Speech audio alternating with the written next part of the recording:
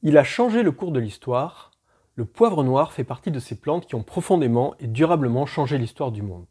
Il a longtemps servi de monnaie d'échange au même titre que l'or ou le sel, et des villes comme Venise lui doivent ce qu'elles sont devenues aujourd'hui. De par sa situation géographique, Venise a longtemps été une plaque tournante des routes terrestres entre l'Europe et l'Asie, notamment sur le commerce du poivre dont elle avait un quasi-monopole. C'est même ce monopole qui poussa les Portugais à trouver des routes maritimes vers l'Inde, notamment avec les expéditions de Vasco de Gama. Bien avant le pétrole, c'est le poivre qu'on baptisait or noir, et sans surprise, il provoqua bien des conflits. Le poivre a tellement marqué de manière durable les différentes civilisations qu'il est l'objet de nombreuses expressions populaires. Comme cette expression suédoise que j'aime bien, va donc voir dans la forêt si le poivre y pousse. Une expression qui bien évidemment n'a de sens que dans un pays du Nord. Côté botanique, le poivrier, de son petit nom latin Piper nigrum, est une plante appartenant à la famille des Piperacées. Pour info, le genre Piper comporte à lui seul plus de 700 espèces différentes. Et contrairement à ce qu'on pourrait penser, le nom commun poivre n'a pas de lien avec Pierre Poivre qui a tant œuvré dans le commerce des épices. Le mot poivre vient de l'ancien français péver, qui devient poivre dès le XIIIe siècle. Péver vient quant à lui du latin piper, qui a été emprunté au terme grec pépéri, qui lui-même découle du sanskrit pipali. Pierre Poivre, lui, vécut au XVIIIe siècle.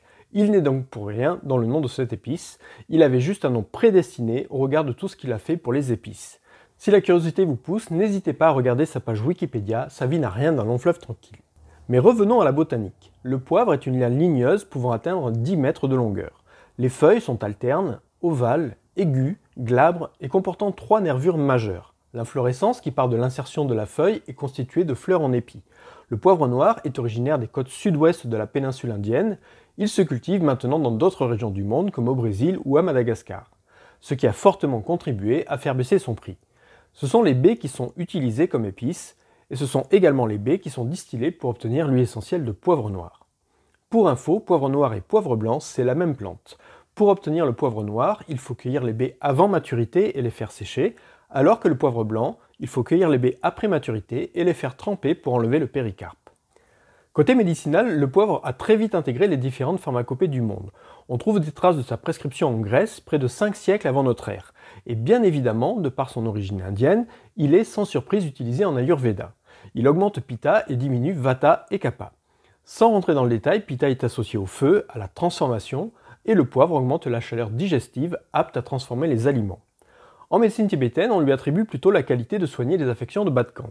En Ayurveda, on a les 3 doshas, Vata, Pitta, Kapha. En médecine tibétaine, on a les 3 humeurs, Lung, Krishpa et bas de camp. Pitta en Ayurveda, Krishpa en médecine tibétaine sont tous les deux reliés au feu.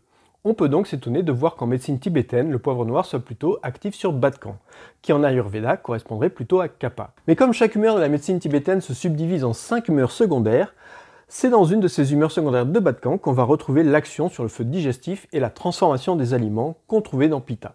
C'est la partie de bas de camp qui décompose. Et c'est assez intéressant de voir que les deux approches conduisent à des conclusions assez proches, alors qu'elles ont des symboliques différentes.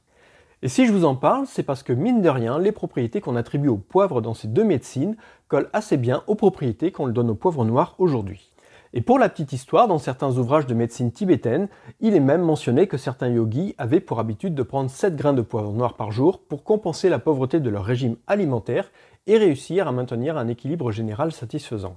Au final, dans ces deux médecines, le poivre noir augmente la chaleur digestive, ce qui a pour effet de stimuler et favoriser la digestion.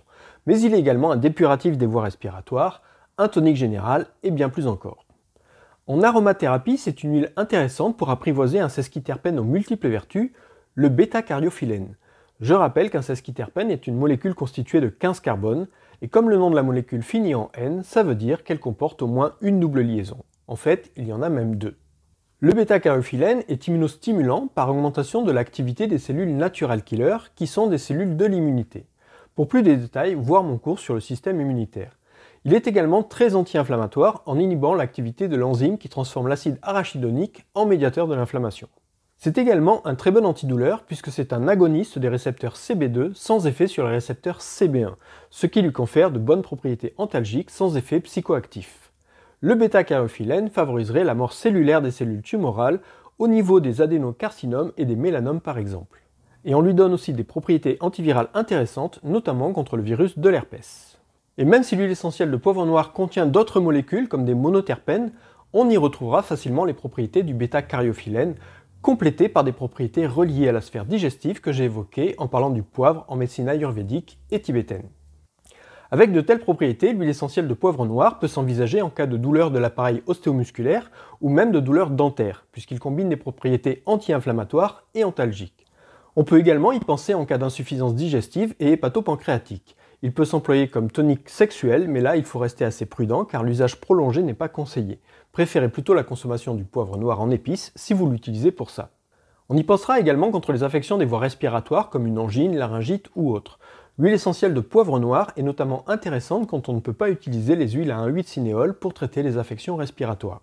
C'est une huile qui pourra compléter avantageusement et efficacement des synergies destinées à l'arbre respiratoire. Quelques études mentionnent des propriétés antioxydantes, mais aussi une utilisation possible en cas d'excès d'acide urique dans le sang. On parle dans ce cas d'hyperuricémie. Les monoterpènes qu'elle contient permettent également de contrôler la fièvre, ce qui est toujours bienvenu. Côté psychique, on peut retrouver l'huile essentielle de poivre noir dans des synergies de soutien émotionnel et ou pour combattre des addictions. On lui prête également la capacité à aider à prendre conscience des mécanismes destructifs. Certaines études montrent que les phénols qu'il contient améliorent la neurotransmission GABAergique, ce qui explique son action sur le psychisme. Pour rappel, la neurotransmission GABAergique est inhibitrice, c'est-à-dire qu'elle calme le système nerveux. Vous l'aurez compris, c'est une huile intéressante à connaître, elle est relativement polyvalente et d'un coût raisonnable. Attention, ne pas la confondre avec l'extrait CO2 de poivre noir qui n'a pas tout à fait la même composition et qu'on destine à des usages différents. On fera quand même attention au risque d'irritation en cas d'emploi pur sur la peau, mais globalement son emploi est assez sûr.